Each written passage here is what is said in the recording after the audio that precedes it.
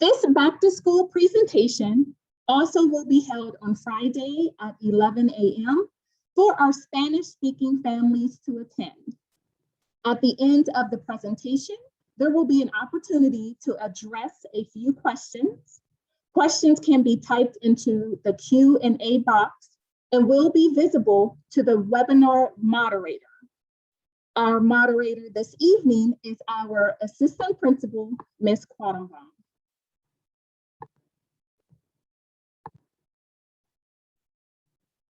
Greetings, family. Thank you so much for taking the time to join us. Ms. Quattlebaum, if we can go back to that previous slide. Thank you. Thank you so much for taking the time to join us. I am Mrs. McDonald, Bel Air's principal. I am pleased to be with you on this webinar. It is our hope that you leave this 1-hour webinar with a better understanding of the plans for the upcoming school year. Our agenda for this evening starts with an overview of our back to school plans. I will walk you through some of the critical information we believe you will need to know at the start of this school year. I will share details on the virtual elementary plans, and we will conclude this webinar by addressing a few high-level questions.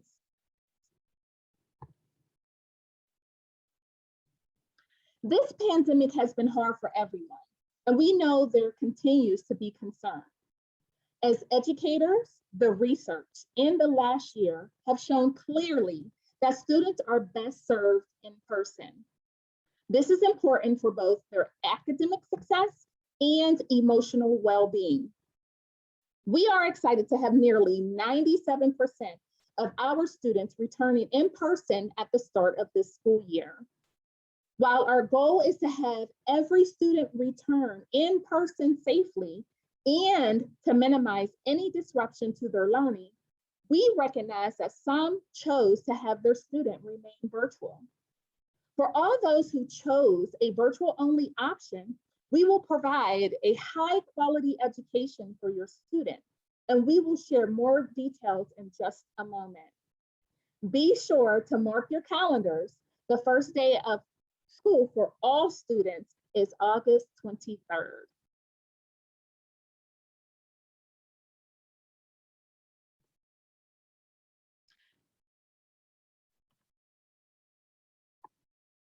With 97% of students returning in person, we will be operating as close to pre-pandemic operations with a few modifications, including limited use of physical distancing.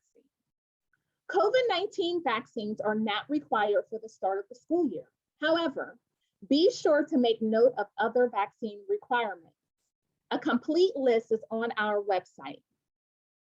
Due to the limited ability to physical distance and the continued health concerns of COVID-19 from health experts, we will be implementing indoor masking when students are present in most situations.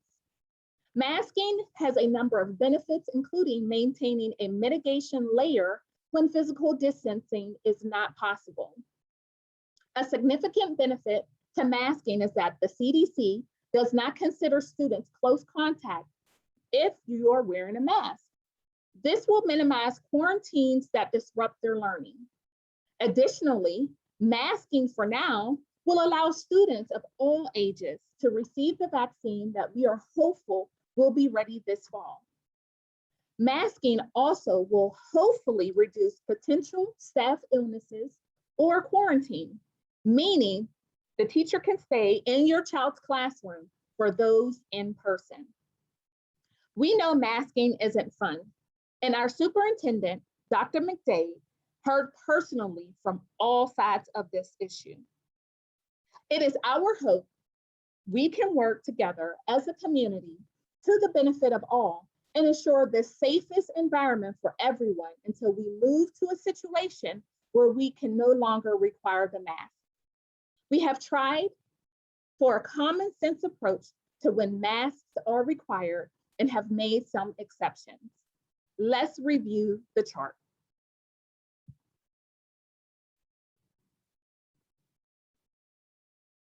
This chart outlines the requirements for masks. When indoor with students present, fully vaccinated and unvaccinated staff, students, and visitors must wear a mask. There is an exception for this for vaccinated teachers when a mask is inhibiting language instruction, especially with younger learners, English learners, and speech language services. Per federal requirements, everyone must wear a mask on school buses. When eating, masks are not required, but are encouraged to be placed back on as soon as possible. Outdoors, including recess, PE, athletics, and bus stops, masks are not required. The physical distancing at recess when not wearing masks will be encouraged to prevent potential quarantines of large numbers of students. Indoors, for athletics, masks will not be required for those vaccinated, but will be recommended for those unvaccinated. Indoors, as singing has been shown to be a source of spread, masks will be required for chorus. Indoor, for band, woodwind, brass instruments, or strings, masks won't be required, but instrument coverings will be used as needed. When indoors and no students are present, vaccinated staff will not be required to wear a mask. Unvaccinated staff are required to wear a mask. Most Prince William County school staff were vaccinated earlier this year as part of the vaccination clinic. Lastly, any student or staff member whose disability or medical condition prevents them from wearing a mask will not be required to do so.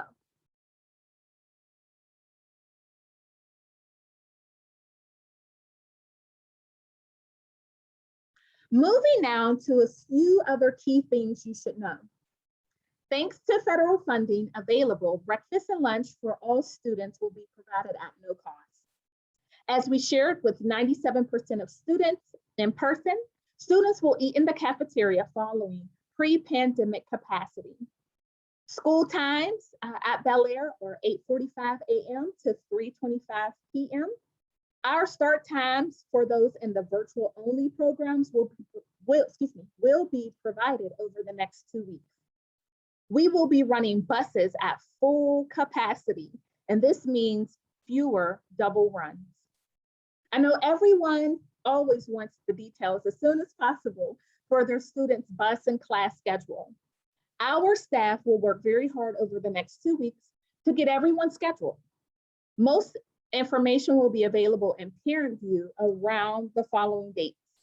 So on August 17th, transportation bus schedules will be released. The following day, our elementary school schedules will be published in ParentVUE/StudentVUE.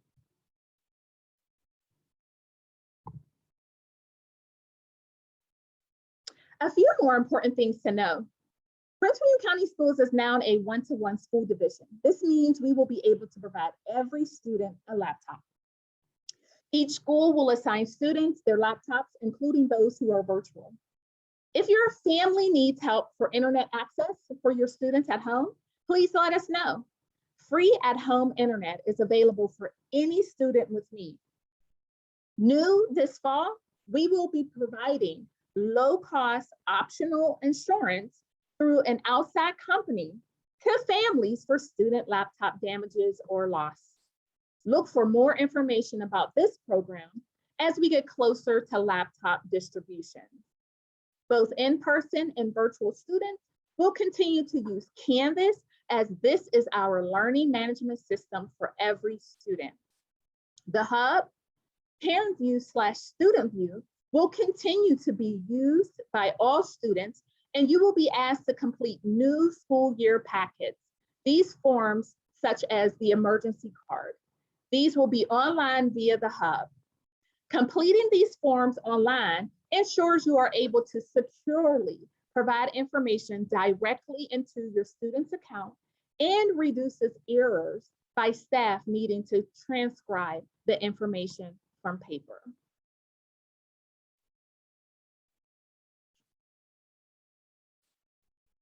First, It is important to note that students not previously enrolled in the virtual option may not change to virtual.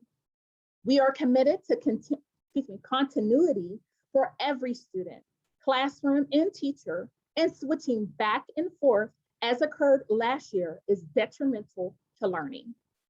If a family has a need for virtual learning, exceptions for medical need will be considered by applying for homebound instruction services.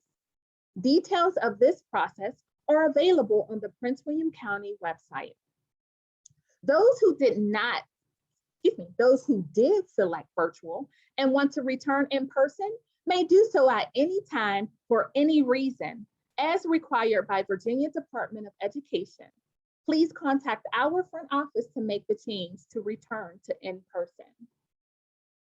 Students who chose virtual will be allowed to participate in out-of-school time activities that are offered in person. This includes sports, enrichment activities, tutoring, and mentoring. Lastly, unlike last year when cameras were optional, all virtual students must have their cameras on and engage in their class daily.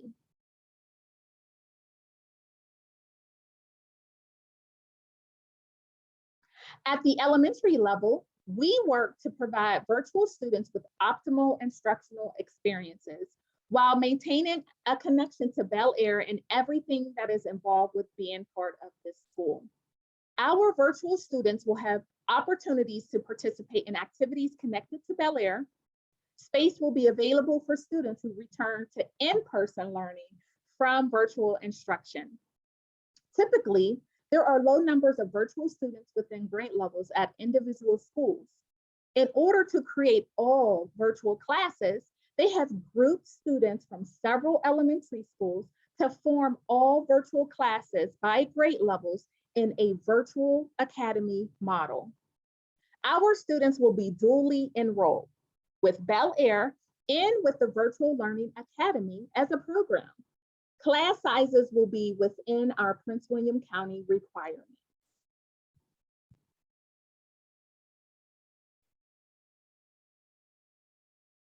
Our all virtual classes will be led by veteran teachers with extensive training and experience with virtual instruction contracted through Proximity Learning. While not our Bel Air teachers, the Proximity teachers are leaders in the field that have been providing virtual instruction for school divisions since 2009. Proximity has worked with over 100 school divisions, and we are pleased to incorporate their expertise with their virtual learning. Our virtual teachers with Proximity will be following Prince William County curriculum and pacing. Our intent is for them to partner with school-based grade levels to be part of the planning with them. In addition, Proximity will collaborate with Prince William County teachers for grades, report cards, and parent-teacher conferences. All of our virtual classes will follow the same master schedule similar to in-person instruction. Our virtual students will participate in grade level assessments through the school year. We have assigned Kim Worley, who is principal of the upcoming Rosemount Lewis Elementary, and Donna Kirby, former principal of Victory Elementary School, to oversee our Virtual Learning Academy. Mrs. Worley and Mrs. Kirby will report to Dr. Jocelyn Hart, Associate Superintendent for Western Elementary Schools. Continuing with aspects of the instructional program, our virtual students will receive encore instruction, PE, art, and music with Proximity teachers who specialize in those areas.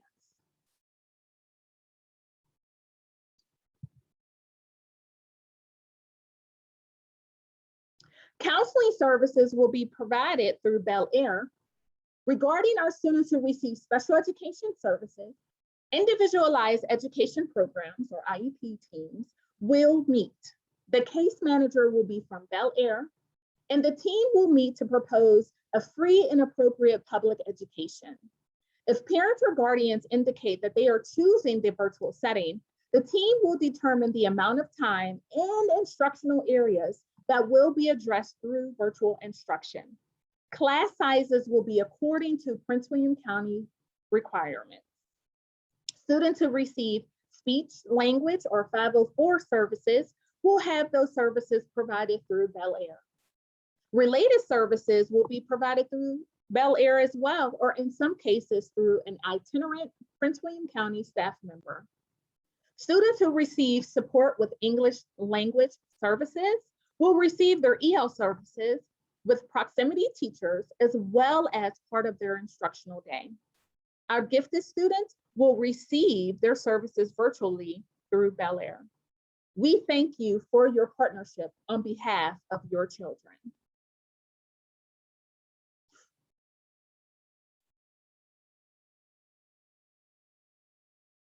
This completes our information sharing for this webinar.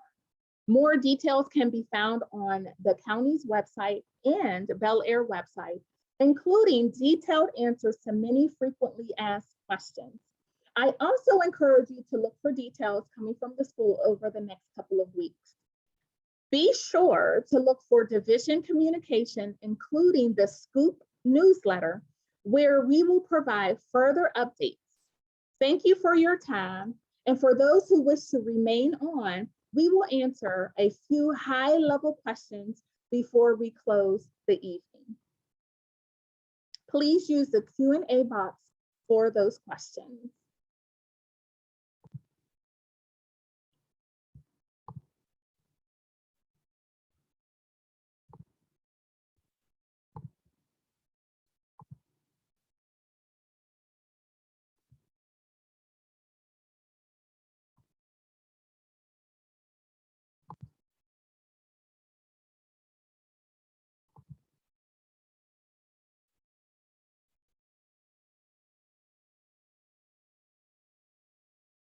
All right, so I see that there are no questions. Just if you have any questions, please feel free to go down into the Q&A box. All right, so I have a question. Thank you guys for submitting. So the question is wondering about cleaning during and after school. Will it be more thorough? So we are using the same cleaning process that we had during our in-person learning for the 2020-2021 school year. So our custodial staff will do momentarily cleaning, optional cleaning throughout the bathrooms throughout the day. We have our assistants that are also cleaning the bathrooms, just doing some spot cleaning, also wiping down those high touched areas as well. Within the classrooms, we're still going to maintain with cleaning with our minute Olivia, and those squirt the wipe down, allow for it to dry. This is the same process that we did this current school year, which resulted in a low number of students being affected with COVID-19. So we will continue that same amount of cleaning. The other question that we have here is, are staff required to get the recommended booster if that becomes available? Just like I stated earlier, we are not required to get vaccinations, staff or students. It really is a personal choice.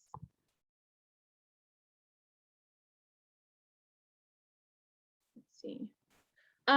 Yes, there will. So the question is, will there be open house this school year?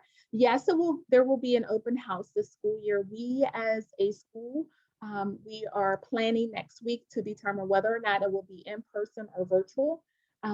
We haven't received guidance yet if it is required to be in person. So as soon as we meet beginning next Monday, we will review our staff's response in regards to whether we want to do it virtual or in person. But yes, we will have an open house this year.